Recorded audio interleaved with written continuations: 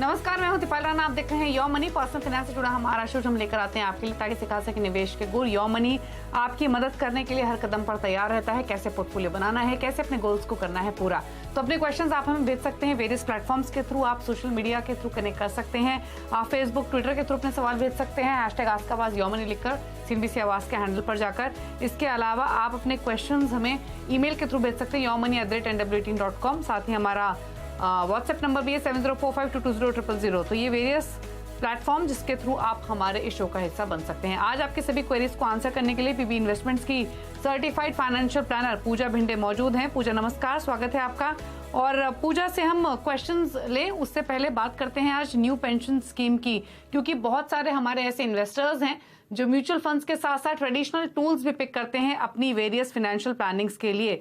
तो पूजा, अगर हम बात करें नेशनल पेंशन स्कीम की, तो ये किस तरीके का प्रोडक्ट है, कौन से इन्वेस्टर्स को सूट करता है, क्या फीचर्स हैं?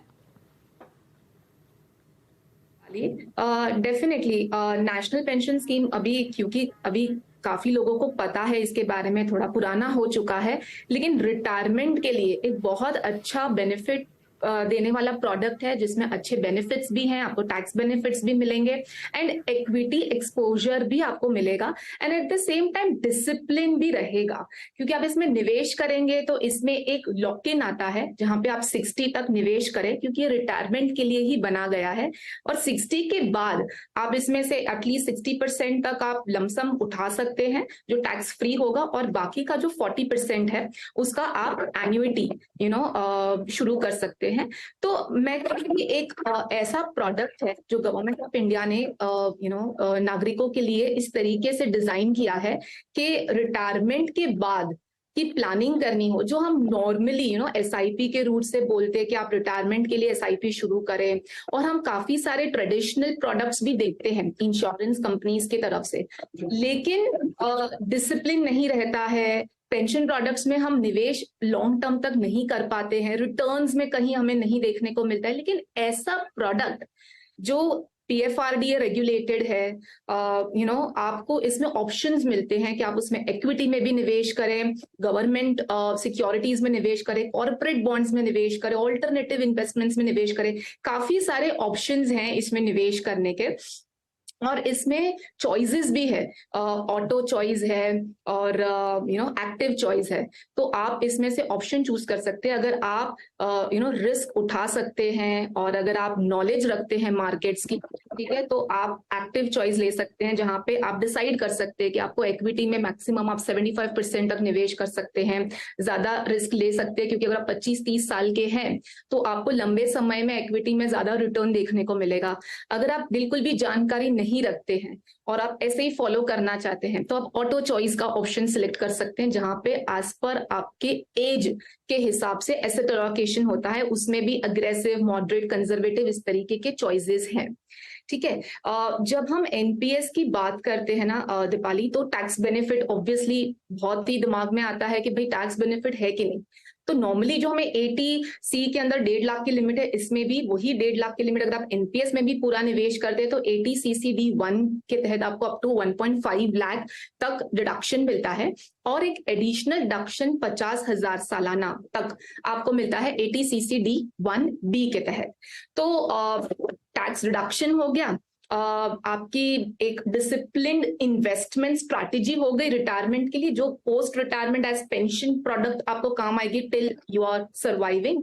एंड चॉइसेस ऑफ इन्वेस्टमेंट्स में आपको इक्विटी भी मिल जाता है, और कॉर्पोरेट बॉन्ड्स, गवर्नमेंट सिक्योरिटीज, अभी तो हम देख रहे हैं debt market is also good, इसमें भी प्रोफेशनल फंड मैनेजर्स रहेंगे। सबसे लो कॉस्ट प्रोडक्ट है अगर मैं देखूं तो इक्विटी में, दूसरे प्रोडक्ट्स के सामने ये प्रोडक्ट में जो इक्विटी में निवेश होता है उसमें बहुत ही लो कॉस्ट है, फ्लेक्सिबिलिटी है, आप पोर्टेबिलिटी है, मतलब अगर आप जॉब भी कर रहे हैं, आप कितनी भी जॉब्स चेंज करेंगे, आप NPS में निवेश कर रहे हैं तो वो एक अलग ही माना जाएगा, एंड काफी अट्रैक्टिव प्रोडक्ट है मेरे हिसाब से। आप डेफिनेटली इसमें निवेश कर सकते हैं। अगर आप SIP भी करेंगे तो भी अच्छी बात है, अगर आप रेगुलर SIP प्रोडक्ट्स में निवेश कर रहे हैं, आप SIP के थ्रू करेंगे तो भी एक अच्छा आपको पावर ऑफ कंपाउंडिंग का बेनिफिट मिल जाएगा।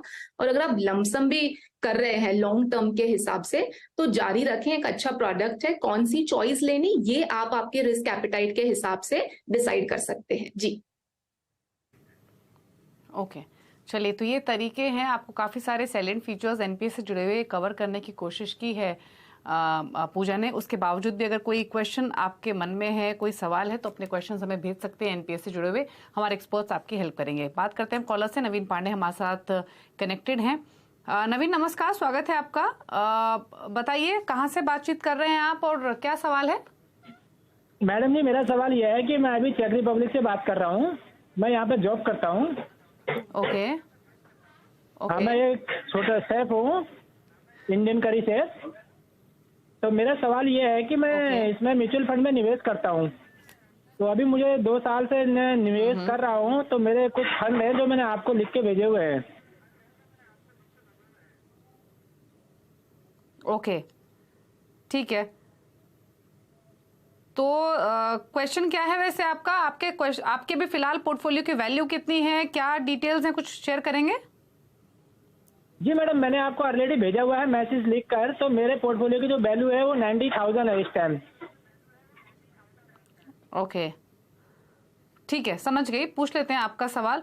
तो जो डिटेल्स इन्होंने बताई हैं, बैंक ऑफ इंडिया का स्मॉल कैप फंड एक इन्होंने लिया हुआ है और उसमें इनका 1500 का एसआईपी है। एक्सिस स्मॉल कैप फंड में 1500 का है। टाटा डिजिटल और आईसीआईसीआई प्रू टेक, इस फंड में इनका इन्वेस्टमेंट 1000 है। Mirae asset, PGIM India mid cap opportunities और SBI large and mid cap और एचडीएफसी फ्लेक्सी कैप, इनमें 2-2000 की एसआईपी है। टोटल एसआईपी इनकी है 13,000 की। 90,000 इनके पोर्टफोलियो की वैल्यू हो चुकी है। 3 करोड़ का टारगेट है 20 ईयर्स में। 60,000 और ये लमसम डालना चाहते हैं। तो क्या सजेशन इनके पोर्टफोलियो और इनके गोल्स को लेकर? जी देखिए, सबसे पहली बात तो मैं दूंगी कि इन्होंने जो टारगेट सेट किया है वो एक काफी रियलिस्टिक टारगेट है। मैं समझती हूँ रिटायरमेंट के लिए 20 साल में 3 करोड़ की राशि जुटाना चाहते हैं। देखिए नवीन जी, आप ऑलरेडी 90,000 का आपका लमसम आपने इन्वेस्ट किया है अभी हाल में, और 60,000 आप निवेश करना चाहते हैं। सो ये जो 1.5 लाख का लमसम अमाउंट है, and at the same time आपकी 13,000 की एसआईपी चल रही है जो हमें आपको पोर्टफोलियो आपने भेजा है, उस हिसाब से अगर हम कैलकुलेट करें ना, तो आपके गोल तक पहुंचने के लिए थोड़ा गैप है। आपको एक एडिशनल एसआईपी लगेगी। आपको टोटल एसआईपी जो है वो 28,500 की एसआईपी आपको लगेगी। आपकी एसआईपी अभी चल रही है 13,000, तो आपको एडिशनल और 15,000 के आसपास एसआईपी लगेगी। ये एसआईपी क्योंकि 20 साल का समय है, आप इजीली टॉप अप करके भी बढ़ा सकते हैं, जैसे आपके कन्वीनियंस से है। अगर आप लमसम भी बीच बीच में डाल सकते हैं तो वैसे भी आप कर सकते हैं। फंड्स की बात करें ना, तो कुछ काफी फंड्स की जो कैटेगरीज है वो मुझे ओवरलैपिंग लग रही है। जैसे लार्ज एंड मिड कैप में 2 फंड्स ले रखे हैं, फ्लेक्सी कैप में 2 है, स्मॉल कैप में 2 है। तो दो सेम ही कैटेगरी के फंड्स लेके ज्यादा कुछ फर्क नहीं पड़ेगा आपके पोर्टफोलियो में।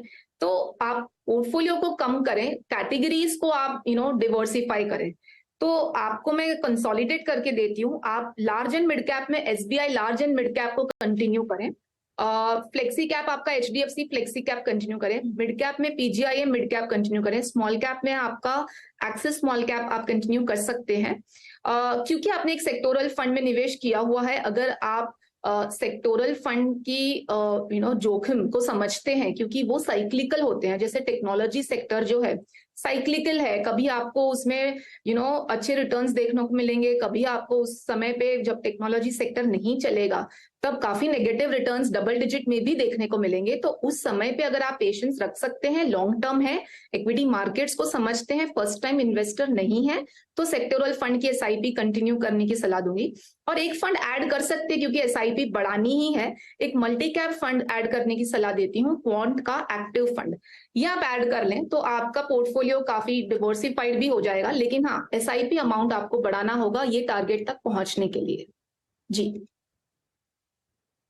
ओके, तो चलिए, आपके पोर्टफोलियो को लेकर थोड़े बदलाव सजेस्ट किए गए हैं। 28,500 के आसपास की एसआईपी लगेगी और तब आप अपने गोल को हासिल कर सकेंगे।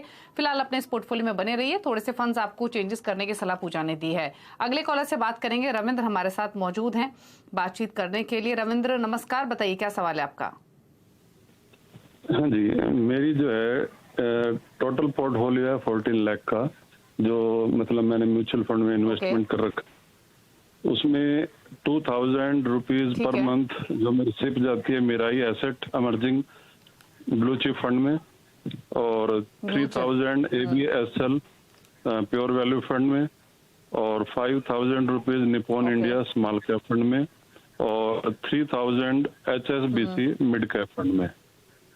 मिड कैप फंड में, करेक्ट। जी। ओके, तो आपका गोल क्या है? आप 6 इयर्स में 1 करोड़ का टारगेट है आपका, करेक्ट है ये? हाँ जी, हाँ जी। ओके, तो फंड्स के नाम तो इन्होंने लिए, 4 फंड्स इनके पास हैं, 13,000 की SIP, 14 लाख का इनका पोर्टफोलियो का वैल्यू, 6 इयर्स में 1 करोड़ का टारगेट। क्या सजेशन आपकी ओर से पूजा?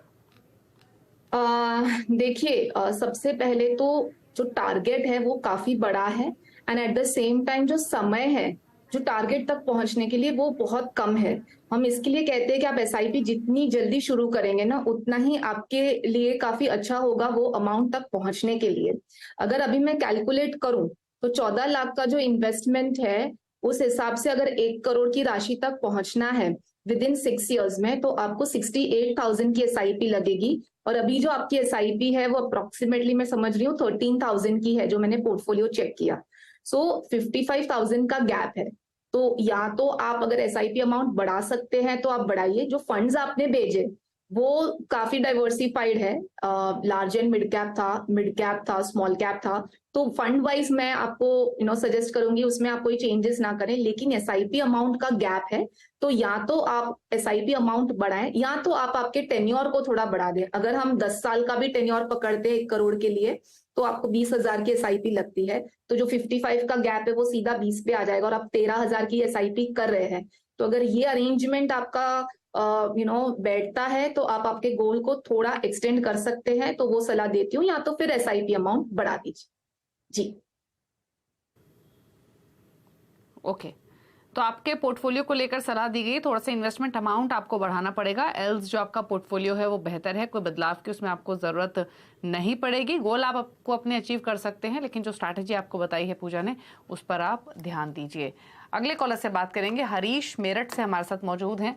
हरीश, गुड इवनिंग, बताइए सवाल। Good evening ma'am. बताइए क्या सवाल है आपका? मैम मैंने SIP स्टार्ट करी है अभी। कितनी की SIP की है, किन फंड्स में की है, बताइए डिटेल्स प्लीज। मैम एक HDFC large and mid cap fund 1000 की। ओके। एक HDFC mid cap and opportunities fund 1000 की। एक ITI flexi cap fund regular 1000 की। एक कोटक इमर्जिंग इक्विटी फंड 1000 की। ठीक है, आपकी गोल क्या है आपका आशीष? कोई टारगेट लेके चल रहे हैं? मैम करीब 20 सालों में 1.5 से 2 करोड़ का गोल है। ओके, तो इनके पास 6,000 की SIP के लिए 6 फंड्स हैं, HDFC large and mid cap, Kotak HDFC mid cap, Kotak emerging equity, Kotak equity opportunities, UTI small cap, ITI flexi cap, और इसके अलावा 15,000 के एडिशनल SIP भी कर सकते हैं। और 15 to 20 इयर्स में क्या कॉर्पस एक्यूमुलेट कर पाएंगे ये जानना चाहते हैं। कैसा लगा आपको इनका पोर्टफोलियो और क्या सजेशंस? देखिए हरीश, सबसे पहले तो मैं कहूंगी कि आपने जो टारगेट सेट किया है रिटायरमेंट के हिसाब से मैं समझ रही हूँ वो टारगेट है 15 से 20 साल में आपको मैंने सुना अप्रोक्सीमेटली 1.5 से 2 करोड़ की राशि आप जुटाना चाहते हैं। सो 6,000 की SIP जो चल रही है और एडिशनल आपने कहा 15-16 हज़ार की आप SIP ऐड कर सकते हैं, तो जो समझो 16,000 की SIP मतलब 22,000 की SIP से आप आराम से 2 करोड़ का टारगेट जो है वो आप इजीली अचीव कर सकते हैं। तो ये एक बहुत अच्छी बात है। लेकिन यहाँ पे थोड़ा मैं एक्सटेंड करूंगी कि आप कभी भी रिटायरमेंट गोल प्लान करें या इस तरीके से कोई गोल प्लान करें, क्योंकि आप फर्स्ट टाइम इन्वेस्ट कर रहे हैं and at the same time आपका टारगेट आपको पता नहीं होता, इसके लिए आप सोचते हो 1.5 से 2 करोड़, ठीक है। आप इन्फ्लेशन को काउंट करें, आप महंगाई को काउंट करें, आप अभी किस कैसे घर चला रहे हैं, कितना आपका हाउस होल्ड एक्सपेंसेस है, आपका बजटिंग किस तरीके से, उस हिसाब से आप रिटायरमेंट या आपका जो भी अमाउंट आप चाहते हैं उसको आप इन्फ्लेट करें 20 साल बाद, और उस अमाउंट के हिसाब से कितनी राशि लगेगी वैसे हमारा कैलकुलेशन बैठता है। सो 2 करोड़ अगर आपने एक वेग अमाउंट सोचा है तो एक बार आप आपके फाइनेंशियल प्लानर के साथ बैठे हैं, हमारे साथ डिस्कस कर सकते हैं कि किस तरीके से आपको इन्फ्लेटेड अमाउंट आपको ये सफिशिएंट है या नहीं है। ठीक है, अब हम फंड्स की बात करें ना दीपाली, अगेन ये चीज रिपीटेटिव हो रही है। हम इस माध्यम से कहेंगे कि आप एएमसी डाइवर्सिफिकेशन भी करें एंड कैटेगरी डाइवर्सिफिकेशन करते हैं तो सेम ही कैटेगरी के बहुत सारे फंड्स ना रखें, ज्यादा फर्क नहीं पड़ेगा आपके पोर्टफोलियो में आपने ज्यादा फंड्स ऐड किए तो। जैसे एचडीएफसी के 2 फंड्स हैं, कोटक के 2 फंड्स हैं, यूटीआई के 2 फंड्स हैं, तो सबसे पहले तो एक एक फंड ही रखे, एक एएमसी के, एचडीएफसी का लार्जर मिड कैप रखें, कोटक इमर्जिंग जो मिड कैप है वो रखें, यूटीआई फ्लेक्सी कैप रखें। 2 फंड्स में एडिशनल ऐड करने की सलाह देती हूँ, एक पराग पार एक फ्लेक्सी कैप ऐड कर सकते हैं, और स्मॉल कैप में आप एसबीआई स्मॉल कैप को चेंज कर ले यूटीआई स्मॉल कैप से, और हर एक गोल को सेपरेटली प्लान करें। ठीक है, आप एक ही गोल के लिए प्लानिंग ना करें, आप अलग अलग गोल्स के हिसाब से हमें किस तरीके से हर एक गोल के सामने कितनी एसआईपी अमाउंट रखनी है वैसे प्लान करें, तो एक प्रॉपर आपकी फाइनेंशियल प्लानिंग बैठेगी जी। ओके, चलिए, तो आपके पोर्टफोलियो को लेकर सजेशंस दिए गए हैं और कैसे बेहतर प्लानिंग कर सकते हैं उस पर भी पूजा ने आपको राय दी। रुक रहे हैं ब्रेक के लिए, ब्रेक के पर कुछ और सवाल। आप देखते रहिए योर मनी।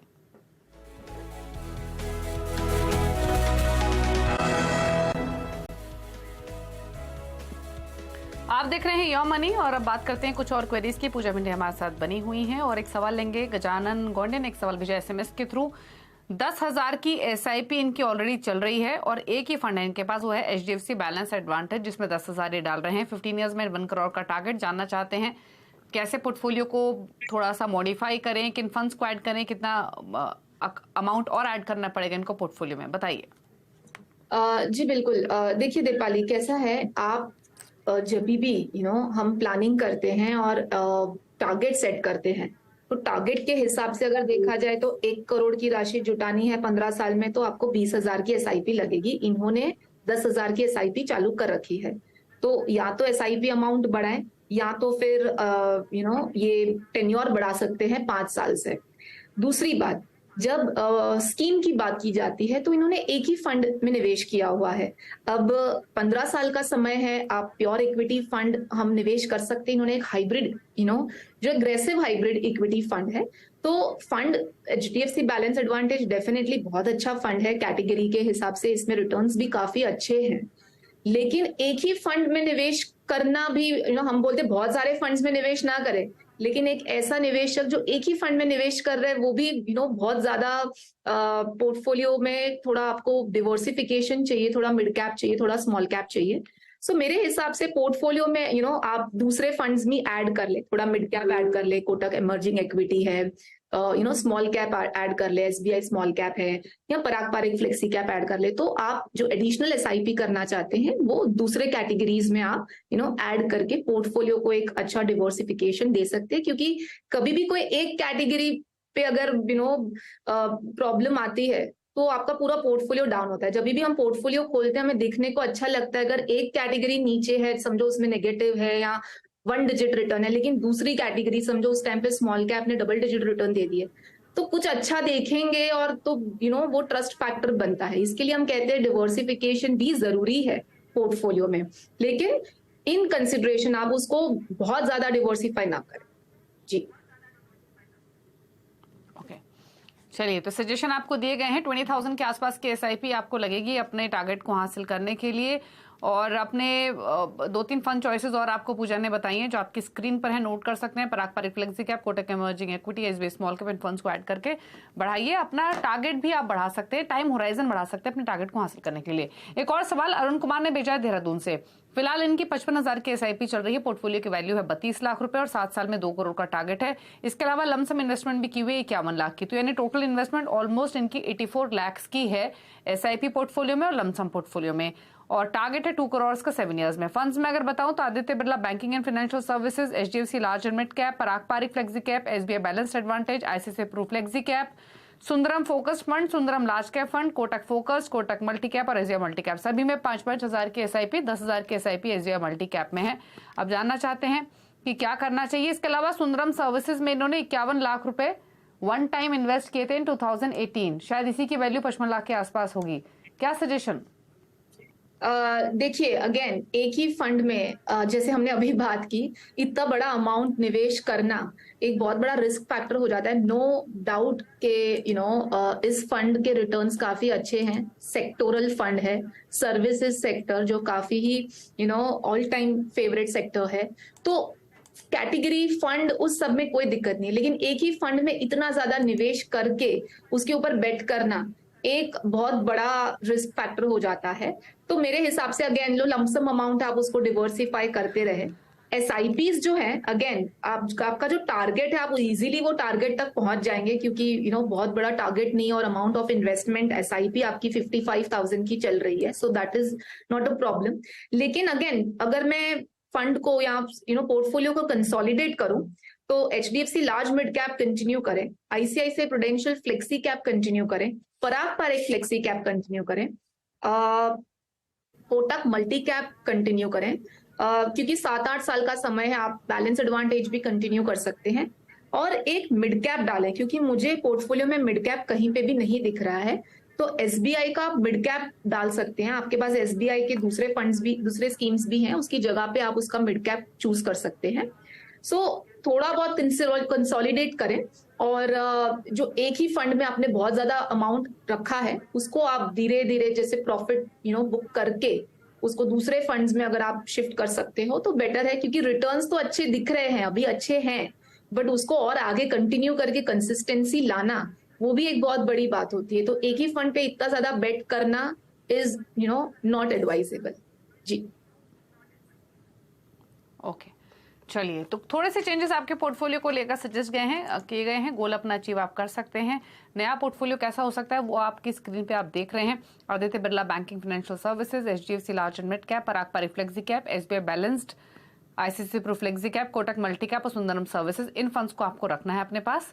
2 फंड्स आप जो आपको सजेस्ट किए गए हैं वो हैं जिनसे आप चेंजेस कर सकते हो, वो SBI मैग्ना मिड कैप और SBI बैलेंस्ड एडवांटेज। बाकी पोर्टफोलियो आपका सही है, कंटिन्यू कीजिए अपनी इन्वेस्टमेंट्स को। 36,500 की SIP अगर आप करेंगे तो भी अपने गोल को हासिल कर लेंगे, और इंक्रीज करने पर, या फिर आप अपने टाइम होराइजन को बढ़ा सकते हैं। और ये सजेशन आपके लिए पूजा की तरफ से रहेगा आपके इस पोर्टफोलियो को लेकर। फिलहाल आपकी जो SIP है वो 55,000 के आसपास की, जैसे आपने बताया। चलिए अब बात करते हैं पूजा के टॉप 4 फंड्स की। पूजा बताइए, बिगनर्स के लिए या फिर अगर कोई नया पोर्टफोलियो क्रिएट करना चाहता है, किन फंड्स के साथ करे आपके हिसाब से? जी बिल्कुल, आप कोई भी एज में क्यों ना हो, जब भी आप SIP शुरू करते हैं आप एक ही चीज दिमाग में रखें कि लंबे समय के लिए आपको उसको शुरू रखना है, डिसिप्लिन्ड तरीके से कंटिन्यू करना है, और लॉन्ग टर्म में ही उसका बेनिफिट आपको देखने को मिलेगा। सो जो फंड्स में सजेस्ट कर रही हूँ उसमें definitely mid cap small cap शामिल किए हैं। कोटक इमर्जिंग इक्विटी फंड जो मिड कैप है, SBI स्मॉल कैप फंड जो स्मॉल कैप है, एक flexi cap fund Parag Parekh flexi cap fund जिसमें आपको थोड़ा बहुत इंटरनेशनल एक्सपोजर और बाकी सब कैटेगरीज भी देखने को मिलेंगी, और एक focused fund HDFC focus 30 fund जो एक कॉन्सेंट्रेटेड पोर्टफोलियो है। तो अच्छा डिवर्सिफाइड आपका पोर्टफोलियो बन जाएगा। ओके, तो SBI small cap fund, Parag Parekh flexi cap, HDFC focus 30, Kotak emerging equity, इन फंड चॉइसेस के साथ आप अपने पोर्टफोलियो को बना सकते हैं, क्रिएट कर सकते हैं। ये लॉन्ग टर्म के हिसाब से कंप्लीट पोर्टफोलियो है जो पूजा ने फिलहाल सजेस्ट किया है। चलिए, शुक्रिया पूजा आने के लिए शो में, सभी चॉइसेस अपने शेयर करने के लिए, साथ ही सभी क्वेरीज पर भी अपनी राय देने के लिए। Thank you. और इसी के साथ योर मनी में तो इतना है। ब्रेक उस पर भी खबरें जारी है CNBC आवाज पर। नमस्कार।